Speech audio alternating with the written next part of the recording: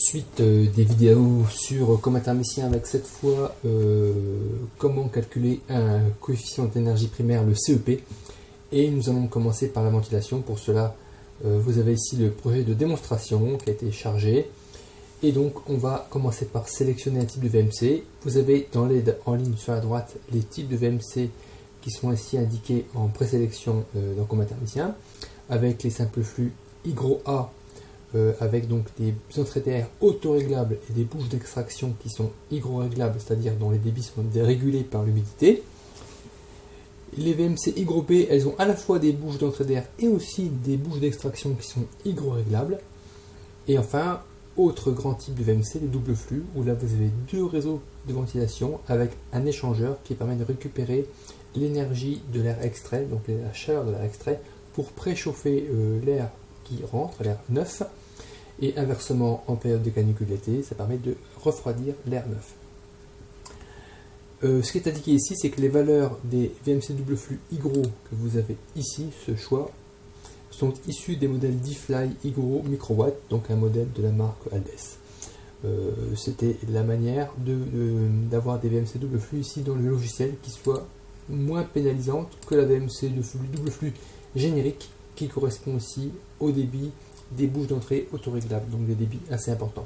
Ce qu'il faut savoir, c'est que dans le choix de la VMC, et plus précisément le choix des débits, eh bien, ces valeurs vont influer assez grandement sur le CEP, parce que les déperditions par renouvellement d'air sont en fait assez importantes, surtout dans des bâtiments basse consommation, tels que correspondant maintenant à la norme, à la réglementation RT 2012. Les valeurs que vous allez ici avoir de débit proposées par le logiciel, n'oubliez pas que ces valeurs dépendent également du nombre de pièces principales et du nombre de pièces d'eau que vous avez rentré au premier onglet.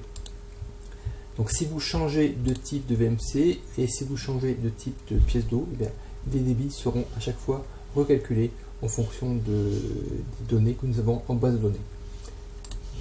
Ce qu'il faut savoir également, c'est que les débits qui sont proposés ici sont en fait issus des valeurs courantes de la base de données de notre logiciel partenaire Perenou U21Win.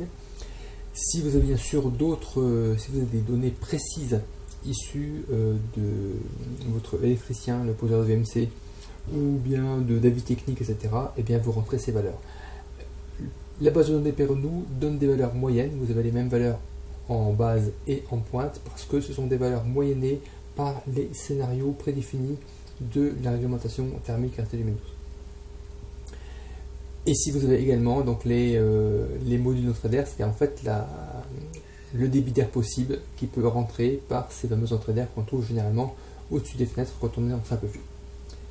Les autres valeurs, vous avez à chaque fois une lettre qui vous permet de donner des indications. Quand on est ici en simple flux, ça n'a pas trop d'importance, hein. Donc vous voyez, résistance thermique de conduit, vous mettez les valeurs typiques que vous avez là. Si vous avez des valeurs précises à indiquer, eh bien il faut les rentrer.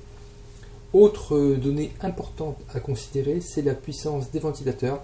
Cette puissance des ventilateurs, elle va dépendre, donc elle est donnée par les constructeurs, mais elle dépend également du nombre de bouches et du nombre de pièces du logement. Ici par défaut, on a mis 15 watts. Vous voyez ici quelques notions d'aide en ligne. Encore pareil, vous avez des indications plus précises souvent chez les fabricants de VMC double flux. Et par exemple, certains fabricants donnent même des logiciels comme Aldes qui permettent de donner ces valeurs avec directement, vous rentrez le nombre des pièces dans le logiciel, le nom du modèle de la VMC, et il vous donne des valeurs de débit et les valeurs de la puissance consommée des ventilateurs. Dernier élément pour les VMC, c'est la classe d'étanchéité. Ce qu'il faut savoir, c'est que si vous ne pratiquez pas de test d'étanchéité, ce qui n'est pas requis pour les gens individuels, si vous ne pratiquez pas de test d'étanchéité sur les réseaux de ventilation, eh bien il faut laisser la classe A. Et sinon, si vous avez un test qui a été fait, vous rentrez la valeur donnée par le résultat du test.